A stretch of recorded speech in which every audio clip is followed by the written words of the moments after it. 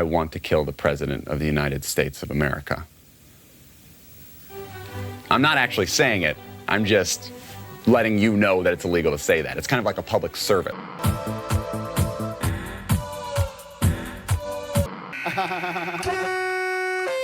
Fucking kill yourself, dude. Come on. Come on. Come on. Let's call progress what it is. Success. If there were atheists, they'd be sitting there.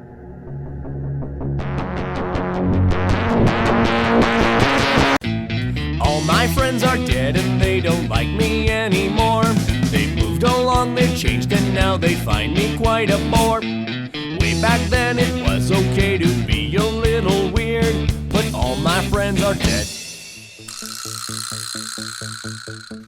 What's up, you four-eyed otaku? It's me, your favorite bully, internet personality, Milk Content. And do you like Steven Universe? Steven. You would. I like it too. Hey, Steven Universe is pretty good. I don't know if you've ever seen it, but it's highly influenced by 90s anime. There's a lot of weird transformation stuff that you could point to Utena. There's Sailor Moon stuff. But you know what I didn't realize there was? I didn't realize there was Amagata stuff in there. It's probably way more subtle. Maybe it's just the entire nature of Steven is sort of Beldandy. Sort of too good for the world, but not cheesy. Even though some people maybe could argue that Beldandy is cheesy. The tree has spoken to me. It said it wanted to live here in the forest a little longer among the other living things. Yeah, I think the Steven Universe movie and the Amagatas movie are, they're parallels to, one's copying the other. Yeah.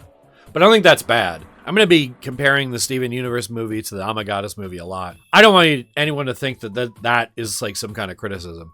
I think all art is essentially remix culture. If Dante's Inferno, if Dante was ripping people off, Now, for those who don't know, Virgil wrote the Aeneid, a poetic fan fiction to Homer's Iliad and the Odyssey, where a survivor of the Trojan War escapes and sets off a series of events that leads to the creation of Rome, and thus modern Italian civilization, as Dante sees it.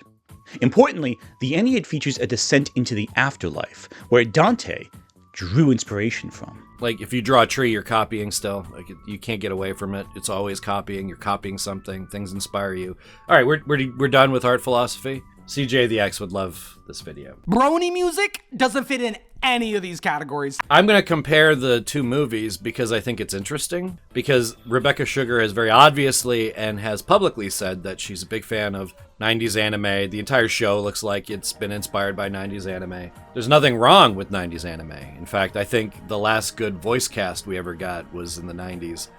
But we'll talk about my preferences in voice actors later. Whatever. The Amagatas English dub has basically some of my favorite voice actors of all time in it. A fun game you can play while watching old anime with an English voice cast is who is the voice actor from what without looking it up. I realized that the main guy, Koichi's... Oh, I'm absolutely ravenous. What? You mean to say you made all of my favorite dishes too? Thanks, don't mind if I do. Ow.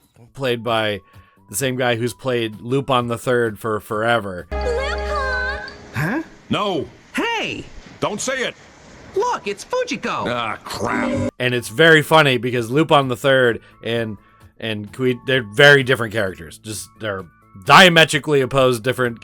I mean, the only thing they have in common is they're kind of romantic. But okay, anyway, what are we doing? We're talking about Amagatas, right? Yeah. And Steven Universe? What? I've had your little message to the universe on loop. So why is Steven Universe like the Amagatas movie? Well, because the Amagatas movie and the Steven Universe movie do a lot of similar things. I'm going to kind of rattle them off, and we'll talk about them more. But the main characters lose their memory, or in the case of Steven Universe, many main characters lose their memory.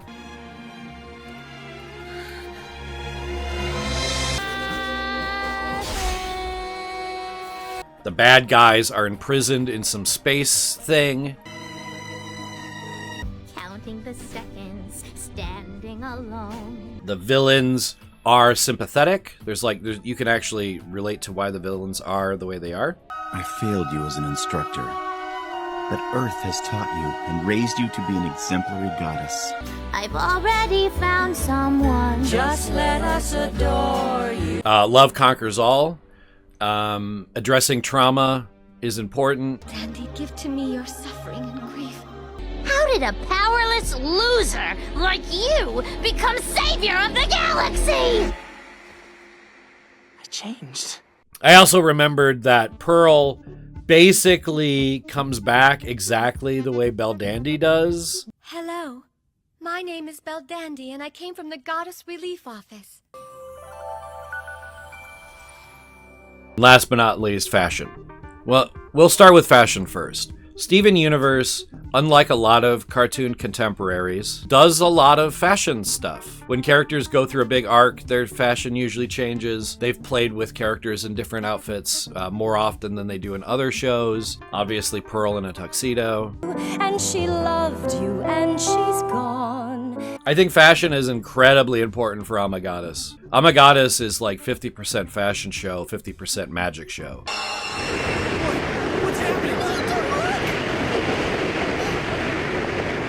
It's great. Beldandy always looks adorable. I hope this is all right. I think it's rather cute. And when they try to make her look awkward, she still looks great. I'm also getting clips from the really shitty rip that's on YouTube for Amagoddess. And isn't it funny that I'm getting my Steven Universe clips from the Disney Plus website? Isn't this a funny bit?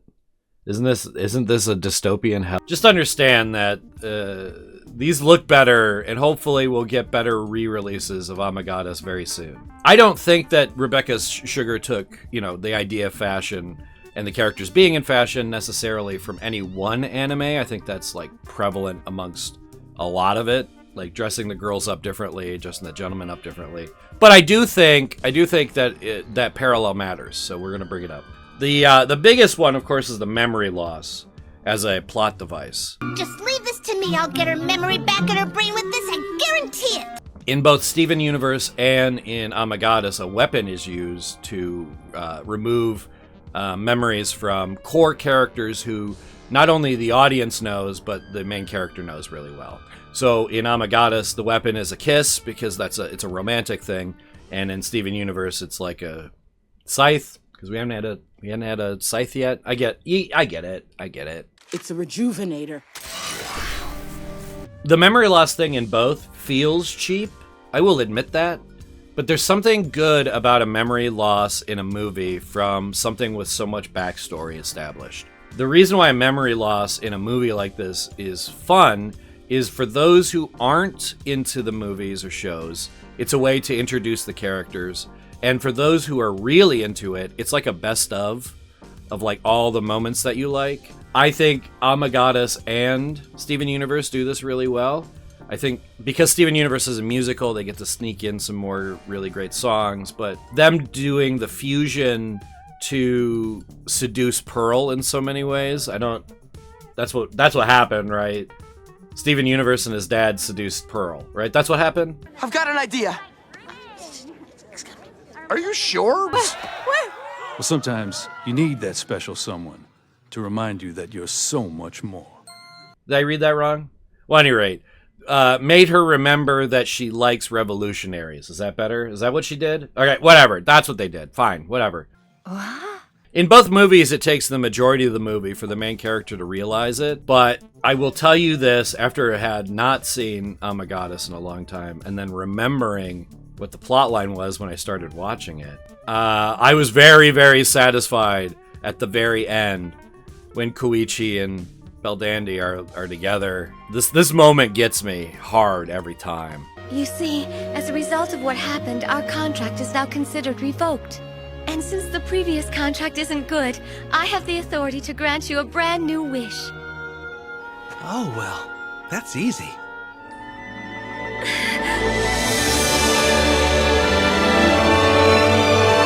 So I don't think it's a bad tropey thing at all. Both these movies make me cry like a child.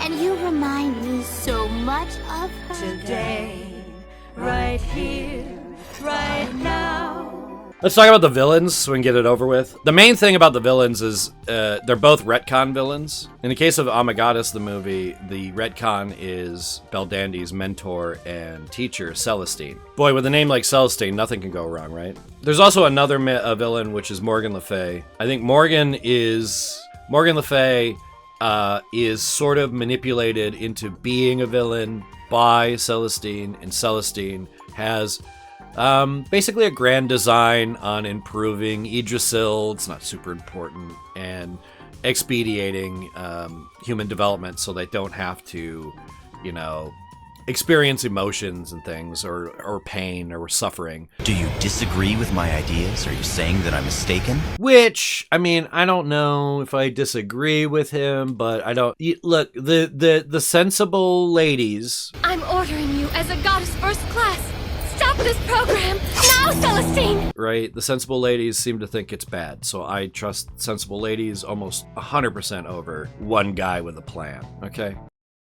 It is the gods who have created the world this way. What's interesting about that being retconned is in Steven Universe, they have a retcon character, Spinel, and there isn't a manipulator, but there is. The manipulator is, of course, the actual villain, your past, Pink Diamond. I can't believe Mom did that to you.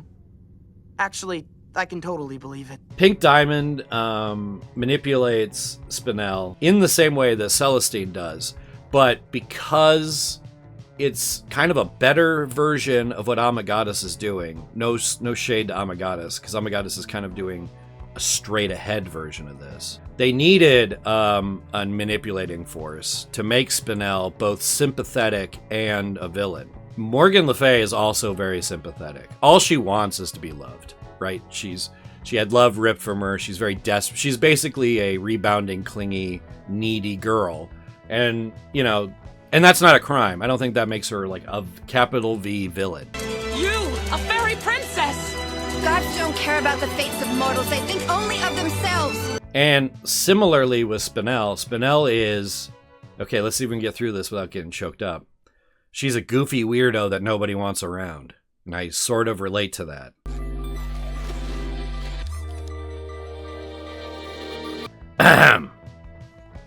So, Spinel's manipulator being Pink Diamond ties it in a way that Celestine can't.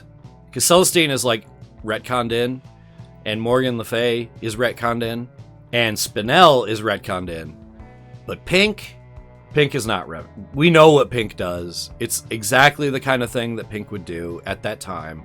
Here in the garden, let's play a game. And it's great. I think it's an improvement on what they did in Amagadis, and I think that's what Steven Universe tends to do.